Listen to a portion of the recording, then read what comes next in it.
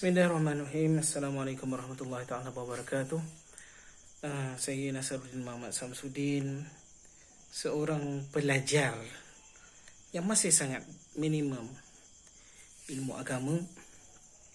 Cuma saya nak mengulas atas apa yang berlaku, atas kesalahfahaman yang dibawa oleh Ustaz Nadrus, seorang Asy'ariyah yang mempersoalkan sifat Allah istiwa atas arash. Dia persoalkan Allah berada di hadapan bila orang solat. Dia persoalkan sifat nuzul Allah SWT yang turun ke langit dunia. Dia persoalkan banyak isu. Lepas tu dia memberikan satu syubhah yang bagi saya telah mengkafirkan banyak orang. Iaitu syubhah dia kata apa? Kalau kita tak menggunakan akal, apa beza kita dengan orang Kristian yang mengimani bahawa Allah, Jesus dan Roh Kudus itu satu. Sebab dia kata kalau macam tu betul lah benda tu kan, supaya kita tak nak bagi kita berfikir. Jadi Salafi ni orang yang sama je macam orang-orang cara pemikiran orang Kristian yang terus iman je, terus beriman je dengan Trinity.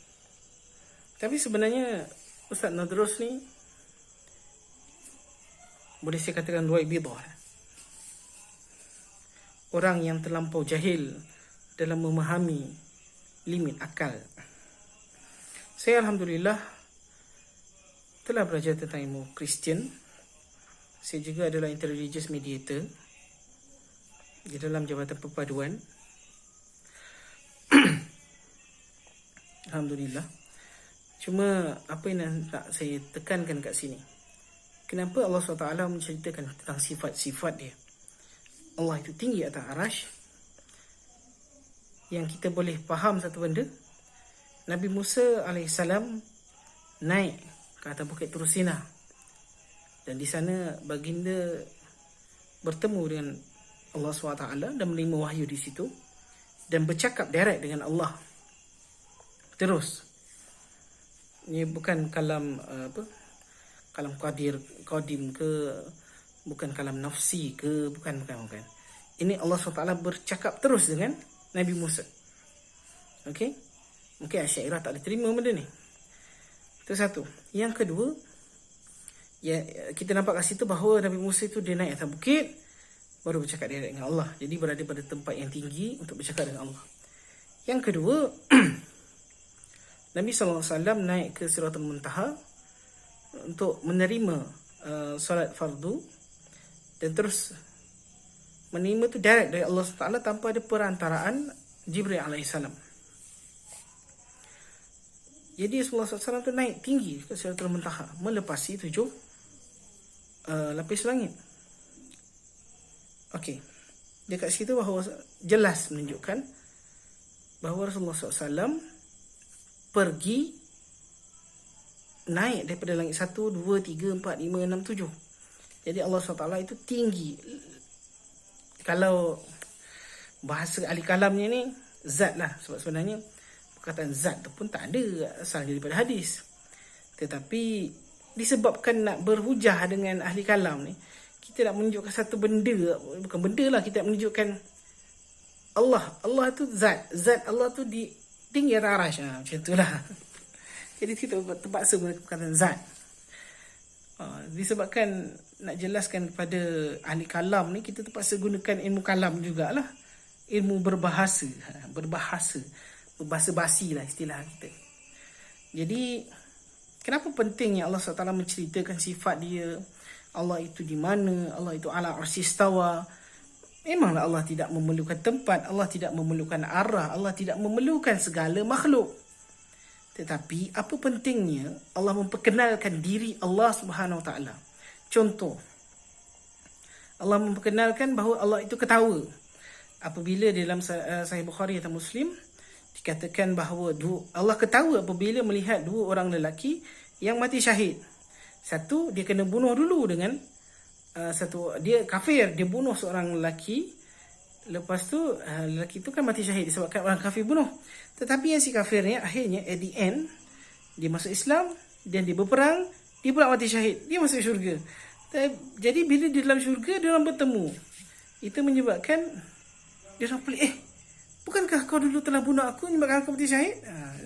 Jadi Allah SWT ketawa. Apa yang nak di highlightkan kat sini? Ini adalah untuk memberi harapan kepada hamba-hambanya, supaya kita ni, kita tahu bahawa Allah suka orang yang bertaubat. Allah suka orang yang berjuang kerana Allah. Hatta kalau kita buka Quran pun Allah SWT kata, walaupun orang tu dah bunuh para Nabi, tapi kalau sekali bertaubat, Allah terima. Allah suka, tak? Gitu kita, oh ya Allah, kita tahu Allah suka perbuatan kita. Contoh pula, sifat Allah SWT nuzul, sepertiga malam. Biasanya kalau orang nak meluah sesuatu, ataupun orang nak rasa dah dia nak bertaubat sungguh-sungguh pada Allah, adakah dia nak pergi bertaubat di tengah hari? Waktu zuhur pergi kat masjid, orang ramai, dia nak menangis lanak kat situ ke? Tak. Dia biasa akan menangis di malam hari bersendirian, dan dia cuma tahu bahawa Allah SWT mendengar dia. Jadi dia ada satu ada satu saat sepertiga malam. Oh, aku tahu. Aku duduk kat Malaysia sepertiga malamnya, mungkin dalam pukul 2, pukul 3 pagi aku akan bangun. Tapi benda ni tak difahami oleh Asy'ariyah. Sebab dia anggap Allah, takkan Allah bergerak Allah di sana ni. Itu kehendak Allah. Apa poin lagi? Poin lagi, Allah Subhanahu Wa Taala menerima sedekah kita. Allah terima sedekah kita, maka Allah genggam di tangan kanan ni, pasal Allah kembangkan. Apa benda tu? Benda tu adalah untuk orang berfikir bahawa Allah SWT terima sedekah, Allah akan kembangkan. Ini upaya kita yakin pada Allah SWT. Orang kata, oh, bila aku sedekah nanti Allah akan terima dengan tangan kanan dia, pasal Allah akan kembangkan. Lepas tu benda tu akan jadi berganda. Dia memberi satu pemikiran yang positif kepada orang untuk buat baik. Contoh lagi,